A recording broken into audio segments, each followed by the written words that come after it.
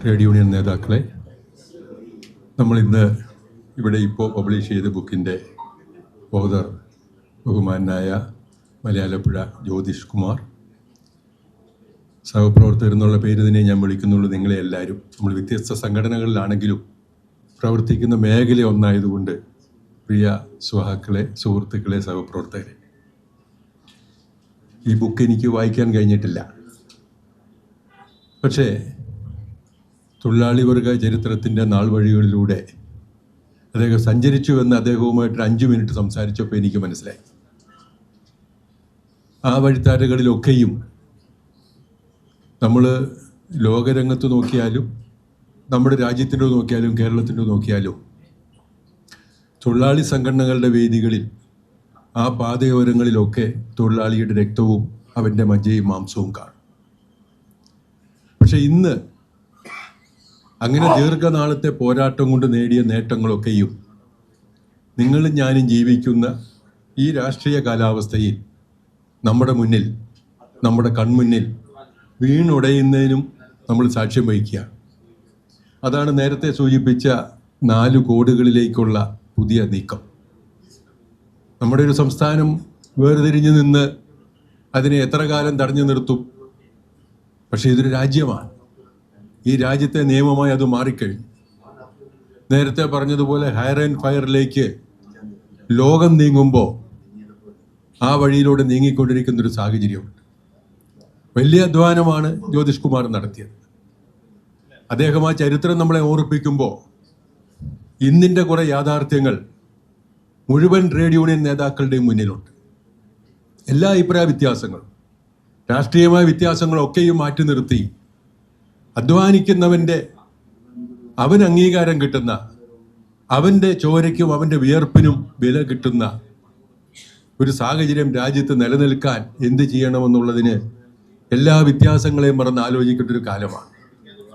നമ്മൾ ചരിത്രത്തിൻ്റെ പഴയതിലേക്ക് നോക്കുമ്പോൾ 1810 മാഞ്ചസ്റ്ററിൽ ആദ്യത്തെ യൂണിയൻ ഉണ്ടാകുന്നു.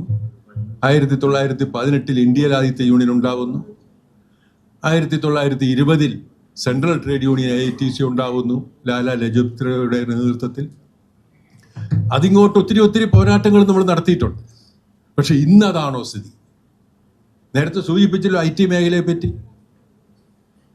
കരയാൻ കഴിയാത്തവൻ്റെ കരച്ചിൽ കേൾക്കാൻ, മുറവിളി ഉണ്ടാക്കാൻ കഴിയാത്തവൻ്റെ മുറവിളി കേൾക്കാൻ എന്ന് പൊതുപ്രവർത്തകന് കഴിയുന്നോ അന്നു മാത്രമേ പൊതുപ്രവർത്തനത്തിന് അർത്ഥമുണ്ടാവും.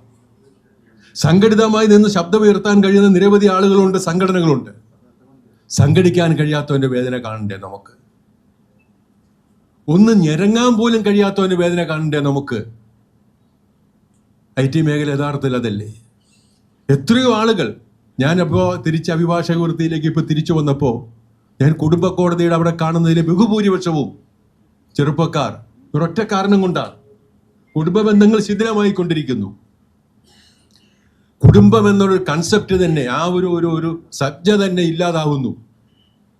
ഭാര്യയും ഭർത്താവും പരസ്പരം കാണാൻ കഴിയണ്ടേ, സംസാരിക്കാൻ കഴിയണ്ടേ, എന്നിട്ട് വേണ്ടേ ഉൾക്കൊള്ളാനും ഒരുമിച്ച് പോകാനും? ഇല്ല അങ്ങനെ ഒരു സാഹചര്യം നമ്മുടെ ചെറുപ്പക്കാരിൽ ബഹുഭൂരിപക്ഷത്തിനും. ഏതെങ്കിലും ഒരു രാജ്യത്തിന്റെ സമയത്തിനനുസരിച്ച് പ്രവർത്തിക്കണം, ശരിയാണ്. അപ്പൊ ആ നിലയിലേക്ക് ഈ മേഖല മാറുമ്പോൾ ആ മേഖലയിൽ എത്തുപാത്രം നമുക്ക് പ്രവർത്തിക്കാൻ കഴിയുന്നുണ്ട്. അങ്ങനെ നമ്മൾ പ്രവർത്തിക്കാൻ പോയാൽ അവരുടെ ജോലി പോകുമെന്നുള്ളതുകൊണ്ട് അവർ നമ്മുടെ കൂടെ നിൽക്കുന്നില്ല. അതൊരു യാഥാർത്ഥ്യം തന്നെയാണ്. അപ്പൊ ഈ ഒരു സാഹചര്യം നമുക്ക് സംഘടിതമായ മേഖലയിൽ, സർക്കാർ മേഖലയിൽ എല്ലാം സൗകര്യമായിട്ടിരുന്ന് പറയാൻ കഴിയും. പക്ഷെ അതിന് കഴിയാത്തവൻ്റെ വേദന, അവൻ്റെ മുള്ളിൽ വീണ ദുഃഖങ്ങൾ, അതിനെ തലോടാൻ ട്രേഡ് യൂണിയനുകൾക്ക് കഴിയണ്ടേ? അങ്ങനെ ട്രേഡ് യൂണിയനുകൾക്ക് കഴിയണമെങ്കിൽ രാഷ്ട്രീയ പിൻബലം ആവശ്യമാണെന്നുള്ളത് ഞാൻ ഒരു രീതിയിലും തർക്കിക്കുന്നില്ല. പക്ഷെ രാഷ്ട്രീയ വ്യത്യാസങ്ങൾ മാറ്റി നിർത്തി നിന്ന് പോരാടാൻ എന്ന് നമ്മുടെ രാജ്യത്തിന് കഴിയും. അത്തരമൊരു സൂര്യോദയം നമുക്കുണ്ടിൽ ഉണ്ടാവണ്ടേ?